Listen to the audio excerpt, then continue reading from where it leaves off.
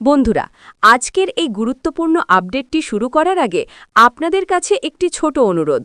যদি আপনারা নিয়মিত ভাতা, সরকারি সহায়তা এবং দেশের গুরুত্বপূর্ণ খবর সবার আগে জানতে চান, তাহলে এখনই আমাদের চ্যানেলটি সাবস্ক্রাইব করে পাশে থাকা বেল আইকনটি অন করে দিন এবং ভিডিওটি ভালো লাগলে অবশ্যই একটি লাইক করে আমাদের পাশে থাকুন, কারণ আপনাদের একটি লাইক ও সাবস্ক্রাইব আমাদেরকে প্রতিদিন নতুন নতুন গুরুত্বপূর্ণ তথ্য আপনাদের কাছে পৌঁছে দিতে আরও অনুপ্রেরণা দেয়।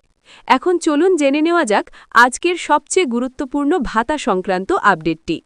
বাংলাদেশের বিভিন্ন জেলায় ধীরে ধীরে শুরু হয়ে গেছে বিভিন্ন সামাজিক ভাতার টাকা বিতরণ। বিশেষ করে গর্ভবতী ভাতা নিয়ে এখন অনেকের মধ্যেই আগ্রহ দেখা যাচ্ছে। অনেকেই ইতোমধ্যে এই ভাতার টাকা পেয়ে গেছেন বলে জানাচ্ছেন, আবার অনেকেই এখনও পাননি। তাই আপনারা যারা ইতোমধ্যে টাকা পেয়েছেন তারা অবশ্যই আমাদের কমেন্ট বক্সে জানাবেন আপনার কোন জেলা থেকে ভাতা পেয়েছেন সেটাও উল্লেখ করবেন। এতে করে অন্যরাও বুঝতে পারবে কোন কোন জায়গায় টাকা পৌঁছে গেছে এবং কোথায় এখনও বাকি আছে। গর্ভবতী ভাতা, বয়স্ক ভাতা, প্রতিবন্ধী ভাতা এবং শিক্ষার্থীদের উপবৃত্তি, এই সব ভাতা সাধারণত একসাথে পর্যায়ক্রমে সারা দেশে বিতরণ করা হয়। অনেক সময় দেখা যায় কিছু জেলায় আগে টাকা চলে আসে, আবার কিছু জেলায় একটু দেরি হয়। তাই যারা এখনও পাননি তারা দুশ্চিন্তা না করে একটু অপেক্ষা করুন, কারণ সরকারি নিয়ম অনুযায়ী ধাপে ধাপে সব জায়গায় টাকা পাঠানো হয়। আজ রবিবার থেকে অনেক এলাকায় এই ভাতার টাকা দেওয়া শুরু হয়েছে বলেও বিভিন্ন সূত্রে জানা যাচ্ছে। বিভিন্ন সামাজিক যোগাযোগ মাধ্যমের গ্রুপ এবং কয়েকটি স্থানীয় নিউজ সূত্র ঘেঁটে জানা গেছে আজ থেকে সারা দেশে বাকি থাকা ভাতাগুলো সম্পূর্ণ পরিশোধ করার পরিকল্পনা রয়েছে।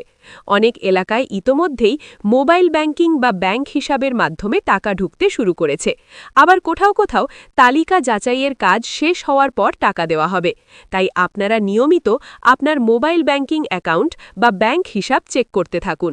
অনেক সময় হঠাৎ করেই টাকা চলে আসে। বিশেষ করে যারা গর্ভবতী ভাতার তালিকায় আছেন তাদের জন্য এটি একটি গুরুত্বপূর্ণ সময়, কারণ ঈদের আগেই অনেক ভাতাভোগীর হাতে টাকা পৌঁছে দেওয়ার চেষ্টা করা হচ্ছে বলে জানা গেছে। সরকারের পক্ষ থেকে সবসময়ই চেষ্টা থাকে যাতে উৎসবের আগে মানুষের হাতে এই সহায়তার টাকা পৌঁছে যায়। তাই যদি সবকিছু ঠিক থাকে তাহলে অনেকেই ঈদের আগেই তাদের ভাতার টাকা পেয়ে যাবেন। এতে করে ঈদের প্রস্তুতিতেও কিছুটা স্বস্তি আসবে। তবে যদি কোনো কারণে কিছু এলাকায় দেরি হয়ে যায় তাহলেও চিন্তার কোনো কারণ নেই, কারণ অনেক সময় ব্যাংকিং প্রক্রিয়া বা প্রশাসনিক কিছু কাজের জন্য একটু সময় লেগে যায়। সেক্ষেত্রে ঈদের পরপরে বাকি থাকা ভাতাগুলো দেওয়া হবে বলে ধারণা করা হচ্ছে। তাই যারা এখনও পাননি তারা ধৈর্য ধরে অপেক্ষা করুন। সাধারণত এসব ভাতা শেষ পর্যন্ত সবাইকেই পর্যায়ক্রমে দিয়ে দেওয়া হয়। এছাড়াও অনেক সময় দেখা যায় একই জেলার মধ্যেও কিছু ইউনিয়নে আগে টাকা পৌঁছে যায়, আবার অন্য ইউনিয়নে একটু পরে আসে। তাই আপনার আশেপাশের কেউ যদি পেয়ে থাকে আর আপনি না পেয়ে থাকেন তাহলে ভাববেন না যে আপনারটা বন্ধ হয়ে গেছে, বরং একটু সময় দিন এবং নিয়মিত খোঁজ রাখুন।